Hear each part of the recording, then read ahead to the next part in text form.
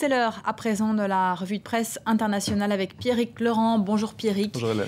On va d'abord s'intéresser à cette attaque menée hier en pleine rue par 2 hommes dans le sud de Londres. Oui, la presse britannique est sous le choc ce matin. C'est évidemment la une de tous les journaux en Grande-Bretagne. On va regarder la une d'abord du Sun qui montre bien l'un des 2 suspects, une machette à la main. Et ces mots qu'il a prononcés face à des passants qu'il filmait.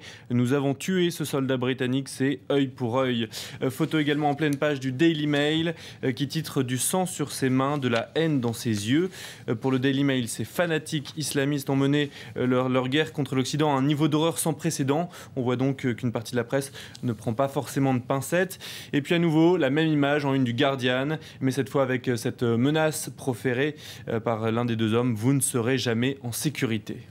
Et parmi les témoignages les plus forts, celui d'une femme qui s'est employée à maintenir une conversation avec les 2 agresseurs le temps que la police arrive. Oui, elle s'appelle Ingrid Loyot-Kennett, elle a 48 ans, elle était dans un bus qui est passé devant la scène du crime. Elle est descendue du bus immédiatement, elle s'est d'abord précipitée vers la victime étendue au sol pour prendre son pouls, elle s'est aperçue qu'il était mort. Elle s'est ensuite dirigée vers le principal suspect qui était pourtant armé et son objectif a été de maintenir son attention, donc le temps que la police arrive, pour éviter qu'il s'en prenne à d'autres personnes. Qu'est-ce que vous voulez ? C'est vous qui l'avez tué, lui demande-t-elle. L'homme répond oui, elle lui demande pourquoi. Il lui répond parce que c'est un soldat britannique, il a tué des musulmans dans des pays musulmans. La discussion se poursuit ainsi, car la police armée a donc mis près de 15 minutes à arriver sur les lieux.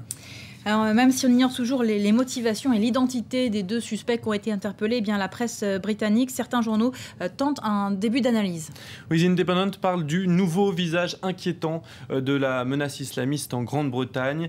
Pour l'analyste, tous les éléments plaident en faveur d'une attaque terroriste. Le comportement des 2 hommes après l'assassinat, les enregistrements vidéo de leurs messages, leur refus de s'enfuir, la méthode de décapitation qui semble avoir été utilisée, le fait que les 2 hommes soient en vie pourrait en tout cas être une aide précieuse pour la police, puisque s'ils veulent se présenter effectivement comme des martyrs, eh bien les martyrs ont souvent envie d'expliquer leurs actes, de donner des éléments, des détails sur ce qu'ils ont fait.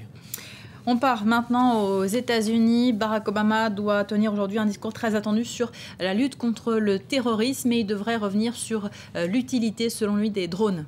Oui, on le sait, les drones, c'est un peu la marque de fabrique de l'administration Obama pour mener la guerre contre le terrorisme. Une méthode qui permet de cibler donc des terroristes à l'étranger, mais une méthode controversée, très critiquée notamment par le Pakistan qui y voit une atteinte à sa souveraineté puisque de nombreuses attaques y ont été menées. Barack Obama devrait d'ailleurs annoncer une réduction drastique de l'utilisation des drones, mais d'après le New York Times, le nombre de frappes a en fait déjà clairement diminué, et ce depuis 2010 au Pakistan. Le nombre de frappes a aussi diminué de moitié au Yémen par rapport à l'an dernier, et aucune frappe n'a été menée en Somalie depuis plus d'1 an. Il y a donc déjà un tournant dans la stratégie américaine.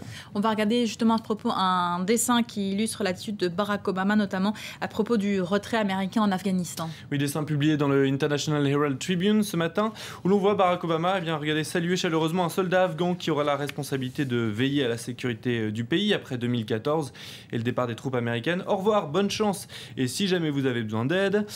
Et puis le président salue respectueusement le soldat afghan avant de tourner les talons et de se mettre ensuite à courir dès qu'il est hors de vue du soldat afghan. Une manière de montrer que l'administration américaine est sans doute soulagée et un peu pressée de se retirer de ce bourbier. Retour en Grande-Bretagne maintenant. On termine avec une première depuis plus de 20 ans. La chaîne Channel 4 va diffuser une série en langue étrangère. Et pas n'importe quelle langue, ce sera en français, puisque c'est une série diffusée il y a quelques mois sur Canal+, Les Revenants, tournée en français, qui va être diffusée. Il faut savoir qu'en Grande-Bretagne, diffuser un programme en sous-titré, c'est très rare.